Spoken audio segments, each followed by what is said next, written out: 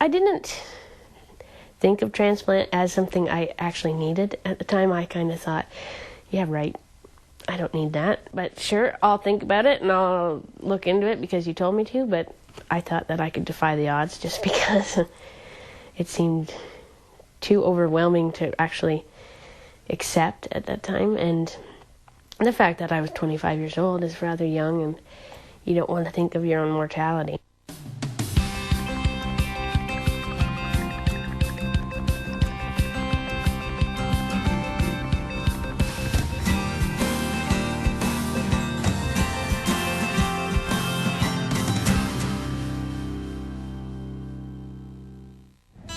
Imagine being told your 3-month-old baby would not live longer than 5 years.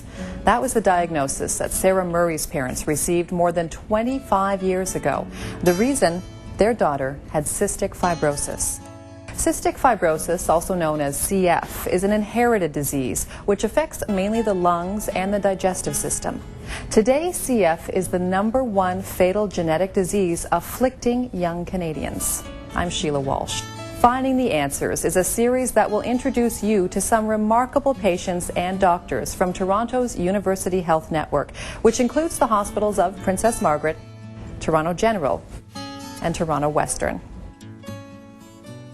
In today's program, we'll meet Sarah, a young woman who not only survived this devastating disease, but with the help of the medical staff at UHN's Toronto General Hospital, got a new lease on life.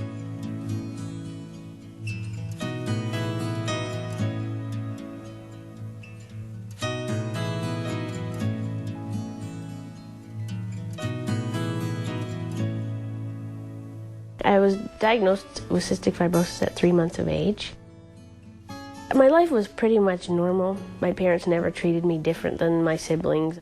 I had my treatments I had to do, but they were flexible with it. If I wanted to go play, then I had the option of doing my therapy when I came back in, or if I wanted to do my therapy first and then I had after dinner free, we made it easy. And the pills were always just put on the table with my dinner, so I just took them. It was never an issue that you must take your pills, do it now kind of thing. It just all happened naturally.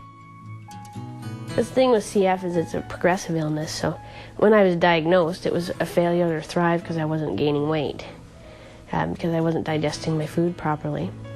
But it wasn't so much my chest symptoms at the time, so they were treating them, but I was able to have a normal childhood the first few years.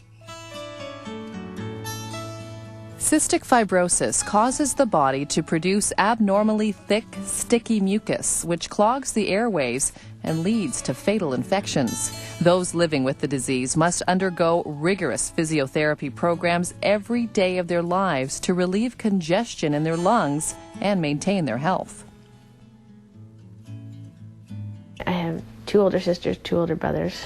They always helped my parents do my treatments and make sure I took my pills, and it was kind of a novelty for them to help me because they felt special and important doing it.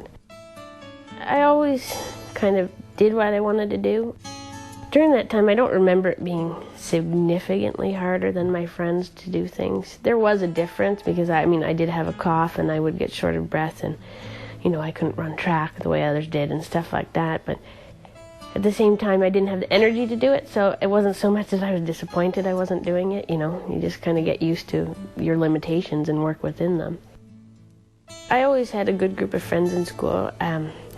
I went to school dances and did after-school activities that I was interested in, and I led pretty much a similar life to my friends. I had to go to the hospital for appointments, or I had to get home to do my treatments and things that they didn't have to do. But in general, I had a basically normal childhood.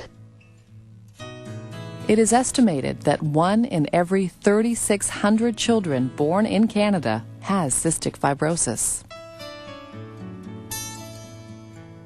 The first significant illness I had, which affected my lungs, was when I was 9 years old. I had caught the flu, and it just lingered for like a month, and with that I started losing weight because I just didn't feel good and I wasn't eating. And the more weight you lose with CF, the more pull it is on your body, and it affects your lungs.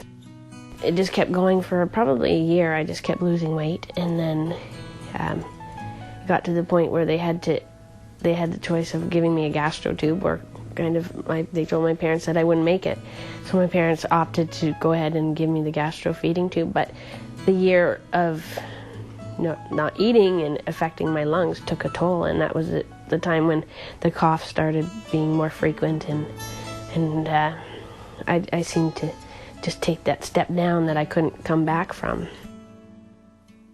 From that point, it slowly over the years got worse.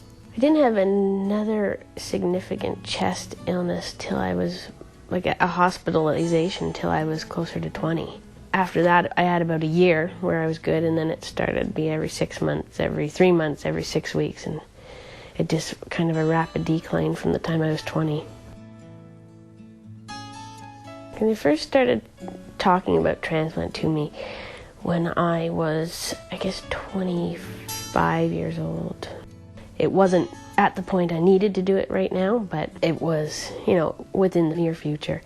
My lung functions had started to drop to the critical point, and they put it that it's better to decide now instead of when you're really sick and have to make a spur-of-the-moment decision. Take the time to research it, discuss it with your family.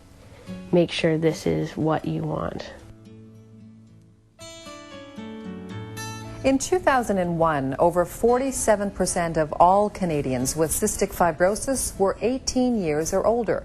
Presently, double lung transplants constitute the only definitive treatment for patients with advanced cystic fibrosis.